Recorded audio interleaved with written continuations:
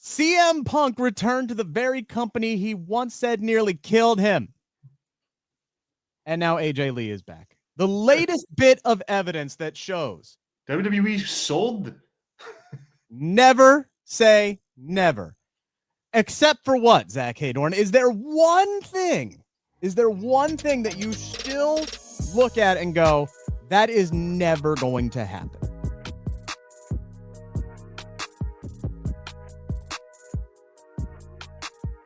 What's going on, everybody?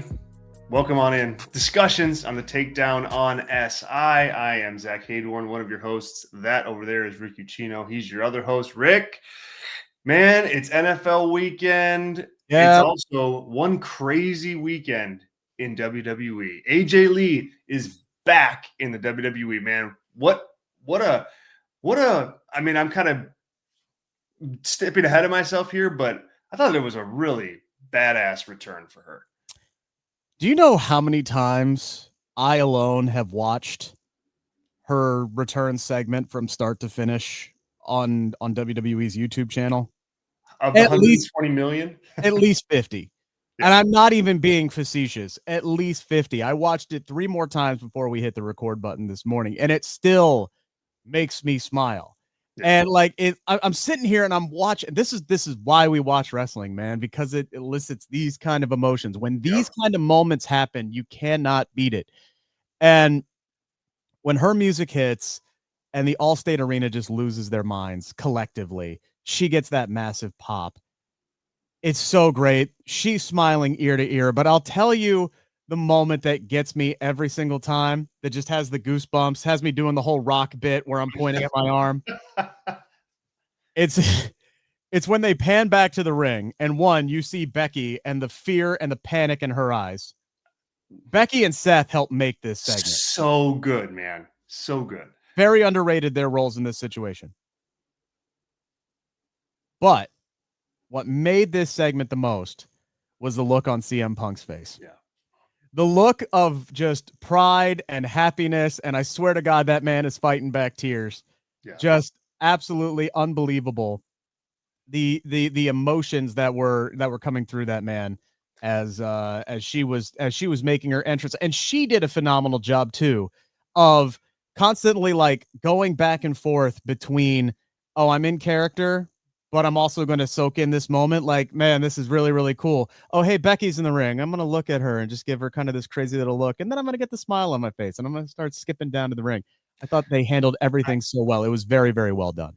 I couldn't agree more on all accounts. I mean, I really like Becky stood out in particular as like just the look on her face, man, when the music hits. I mean, she puts it over so well. Same thing with Seth.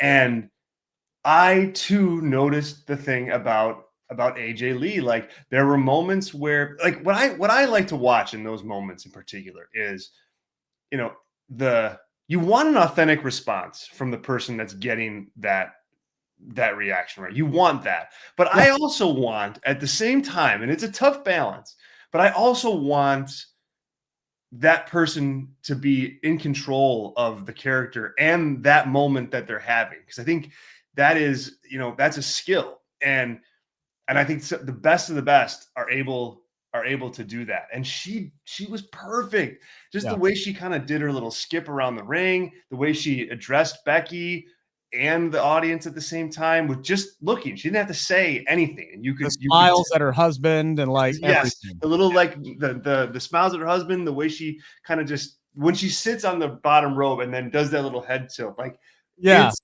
money. It is absolutely money. And it makes, you know, I think that there's a reasonable, if you don't know AJ Lee or you didn't grow up, you're kind of like, she's from a different era of women's wrestling in WWE. And when I see that, it's like, man, she's going to transition perfectly into this era of women's wrestling in WWE. And there is a ton for her to do. Oh right my God, dude, the possibilities it's endless. Like, and it starts, obviously it's going to start with this mixed tag team match that they're going to put together at WrestlePalooza, which great. Look, this is just another Infinity Gauntlet stone that Becky Lynch is able to put on her collection of all the greats that she's gotten to mix it up with.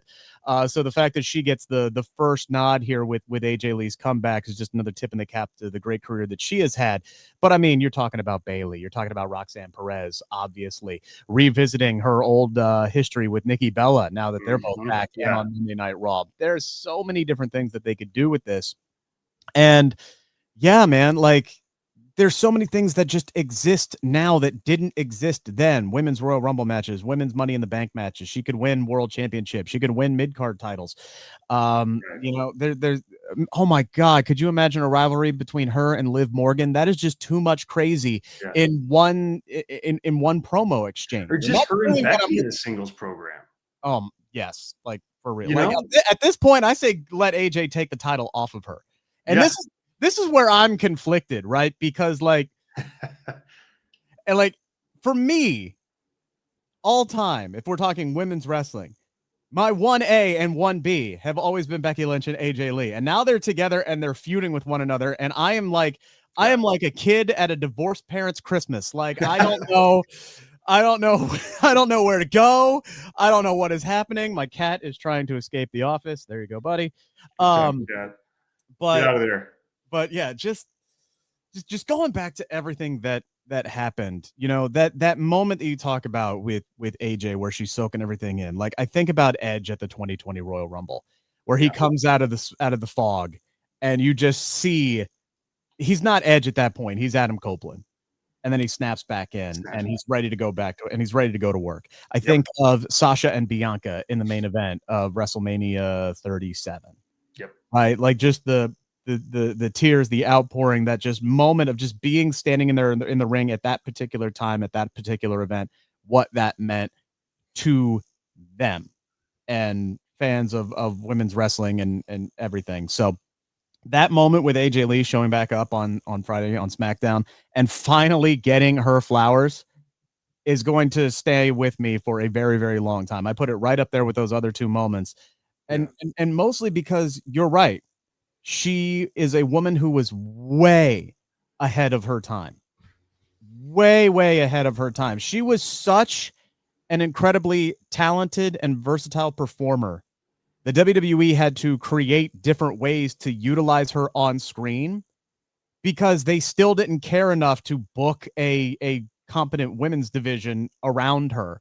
So they started incorporating her with their top male stars, the Bryan Danielsons of the world, the John Cenas of the world, and the CM Punks. And yeah, the storylines weren't great. And it basically essentially boiled down to her dating around with all these other different superstars. But then they made her the youngest Raw GM in WWE history and built the entire show around her for different instances. Dolph Ziggler as well. Remember, she was a part of his cash in. Her and that's right. That's right. So there is so much that she was around and got to be a part of, and at times was a central figure. But now she gets to come back and she gets to take part in the better storylines and the better matches that she always pushed for, but never got a chance to be a part of.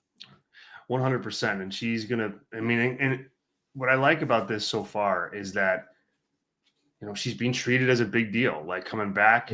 She's at the top of the card in main event segments on SmackDown, and Punk is, you know, the top babyface, Seth, Becky, like you know, you're bringing her back to contribute. Like this isn't just a nostalgia run. It seems to me that this is setting up to be, you know, a really, really nice era in her career where they are going to expect big things and she's going to deliver. And I think people are going to be surprised. I think this is going to be a CM Punk level run for her on the women's side of things. Yeah. That's what I fully expect out of this. If the Body Slam report is accurate that she has signed a full-time contract, and she's not just coming back for a one-off appearance, one-off wrestling match at WrestlePalooza, and then she's going to go back and do whatever, be a dog mom. Like if that's not what's happening here, then yeah, the possibilities are absolutely endless. And by the way, I just have to throw this out here before I throw out our big question of the day. Okay. Boy, it sure was smart putting her in the main event segment, because you know what nobody is talking about this weekend? Brock and John Brock Cena. Lesnar. Nobody is Yeah. talking about Brock Lesnar coming back. That's how big AJ Lee is, because that's what everybody wants to talk about. And that's why they put her in the main event segment. And they were able to let's just sweep Brock under the rug here. Yeah, we'll put the 9:45 segment, no problem. 8:40, excuse me, not even second. Yeah, 8:45. The 8:45 segment, let's just sweep him under the rug. Yeah, we're gonna fight at WrestlePalooza. Great. And my money, mixed tag match main event. Oh, it should be. It probably won't be, but it should. Probably won't, but it should. Yeah, 100%. It should. Now, with AJ Lee returning, Zack, bring it on. This really got me thinking. Have you ever stopped and taken a second to really think back on all the never gonna happens that have miraculously transpired in professional wrestling just within the past 3 years? Think about this. Cody Rhodes left AEW and won the WWE Championship in the main event of WrestleMania. Your boy, Stone Cold Steve Austin, came out of retirement. Yep. Edge, one of the most loyal WWE performers of all time, left for a rival promotion. Vince McMahon retired, came back, and was essentially fired within like a year. CM Punk returned to the very company he once said nearly killed him. And now AJ Lee is back. The latest bit of evidence that shows WWE sold. Never say never. Except for what, Zach Heydorn? Is there one thing that you still look at and go, that is never going to happen? I have one. AJ Lee, I had a list. Okay. And most of that list has been blown up. But my number one spot on the list remains. AJ Lee was number 2. I never thought it would have. It was always going to be one of those, I'll believe it when I see it. And your number 1 is still out there. It's still out there.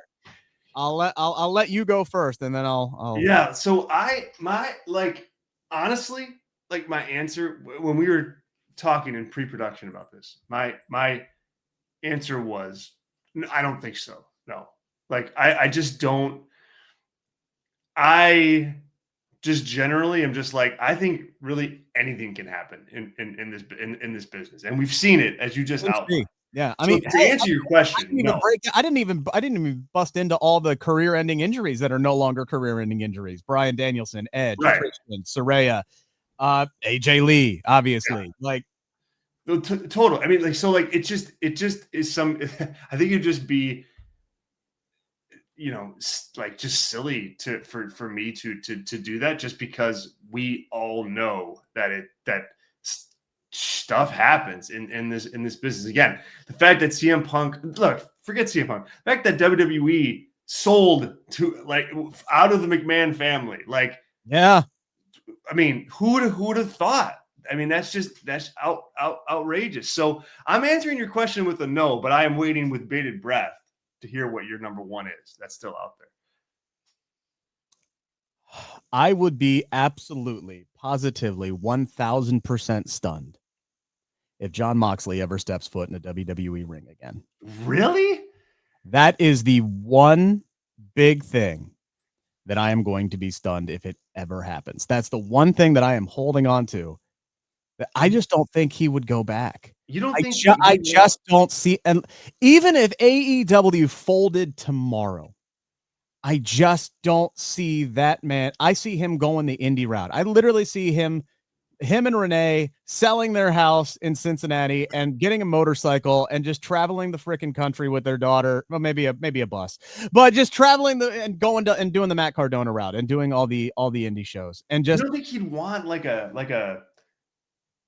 Hall of Fame payday at some point? I don't think so. I don't think he gives a damn. I don't think he gives a damn. Go back to his promo Saturday night on Collision. In his own words, he's just an asshole. He's just an asshole. All he cares about is the craft of professional wrestling. He doesn't care about paydays. He doesn't care about Hall of Fame inductions. He doesn't care about championships. He hated his time in WWE so much. What's he going to go back and do? I don't know. First off, is he going to get to go back and be John Moxley, or is he going to have to be Dean Ambrose? He's gonna. Well, yeah, he'd have to be. Is Dean he going to get to have these Texas deathmatch style programs? Is he going to be able to cut the kind of promos that he wants? Is he going to be able to, just have that kind of level of say in the stories that he has in AEW? Like, this man is all in on All Elite Wrestling. He has taken this company and put it on his back, literally in some cases. In a lot of cases. Here, let me ask you this question. Let me ask you this. Yes. Would you think it's more likely for John Moxley to return to WWE at some point, or Bryan Danielson to return to WWE at some point? I think it's more likely Danielson comes back. Okay.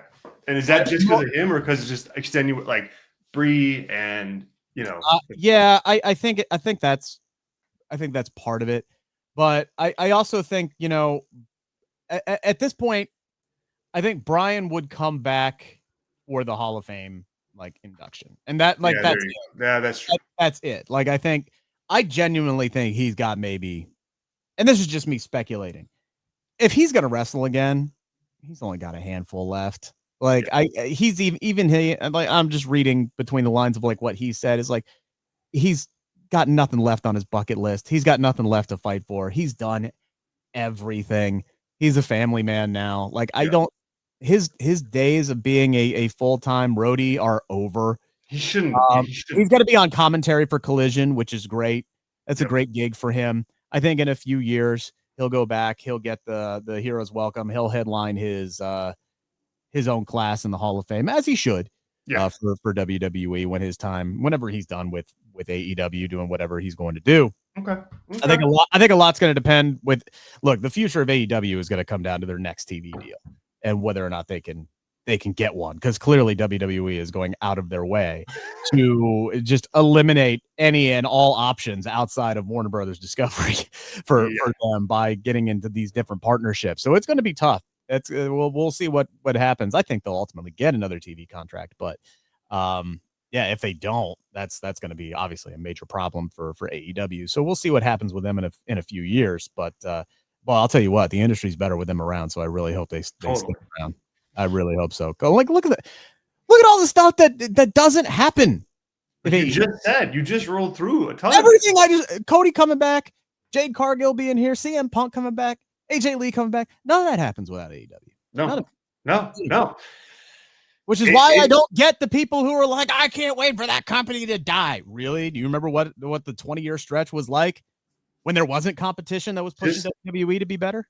Think 2017 WWE and then tell yourself that again. Okay? Look, man, there were times when I was in college, I almost fell out. And it was people like AJ Lee, like Bryan Danielson, like eventually Bray Wyatt. Mm-hmm. And then when the women came up, Sasha Banks, Becky, Charlotte, Saraya, that whole, after Edge retired in 2011, I almost fell completely out. And it was that, and I did for a while, as a full-time person who watched professional wrestling, but there were some of these people really kind of brought me back in. That's how bad it was getting during that stretch, during the 2010s. Yeah, just remember that, folks. And you mentioned Sasha Banks, Mercedes. This run, that doesn't happen without AEW. She's out there. She's got 9-10 championship belts. I'll say this much: Mercedes returning to WWE might be my number 2. Oh, see. The thing is, look, Punk is standing in a WWE ring. If that is happening, I can't take any of those others off the table. Just can't do it. The only thing, the reason why I say might is because Mercedes is only 30, which is so weird to say, considering she's been around for so long, for almost a decade now, on main roster, main promotion level television, national television. She's been around for nearly a decade on national television. She's only 30. It's crazy, hang on. I got to figure this out. I don't think because I know Charlotte. She's 32. Yeah, hang on. Oh, she's actually 33 now. Okay, but still. Oh my gosh, she's so old. 33. Oh no. But I mean, when you look at like Bailey and Charlotte and Becky, who all have, several years on her at this point, and they're still performing at a really high level. Like Sasha Banks, Mercedes Moné, has 10, 15 years left in her career at that point. Oh yeah. At this point, if she wants it, it's there for her. Yeah. So there's just so much time. I would say, yeah, I think eventually she'll go back at some point. I think so too, yeah. At some point she'll go back. That's why, but maybe not. She's living her best life right now. We'll see. She's making a lot of money. So I would be shocked at this stage in his career, at this stage in his life, and knowing John, like I don't know him on like a personal level, but I think I know him well enough that I can comfortably say I don't see him going back to WWE. I just don't see it. If it happens, I'll barbecue that crow and eat it up. That's just my that's my legit, that's never happening scenario. I'm writing this down. Do you have one? 9. Hit us up in the comments. Let us know in the comments, you guys. Been a busy week here at the Takedown on SI. Of course, thank you. Subscribe to the channel if you haven't subscribed, and turn on your notifications. And if you're watching, hit that little like button. It helps us out greatly. We do appreciate it. We'll be back next week with a ton of stuff, including another episode of Discussions. Enjoy the rest of your weekend. Got Baron Corbin coming up this week too, by the way. Yes. Bishop Dyer coming up. Bishop Dyer. I keep saying their old names. Old habits die hard. He was great, by the way. He always is. He was just fantastic. Super pumped for you guys to hear that. I was excited to do it as I was going through it. I was like, this guy's great. One of these days, I'll do an interview with him that I'm actually able to air. I did a 20-minute conversation with him one time at a press junket. That was spectacular. Mic issue, didn't pick up any of the audio. Then SummerSlam 20, whichever one was in Cleveland. Is that 24 last year? 24, yeah, last year. Yeah. Yep. So I did like another 15-minute conversation with him. He was canned like a month later, and I never really got the chance to put it out. I'm just like, one of these days, man, I'm gonna do a conversation with this dude that I can actually air to the public. So. Let's hope nothing happens between now and Tuesday, so we can hang out and get it out there. It's awesome. You guys will like it. Appreciate it. Enjoy your weekend, folks. That's Rick. I'm Zach. We'll talk to you real soon. See ya. See you guys. Take care.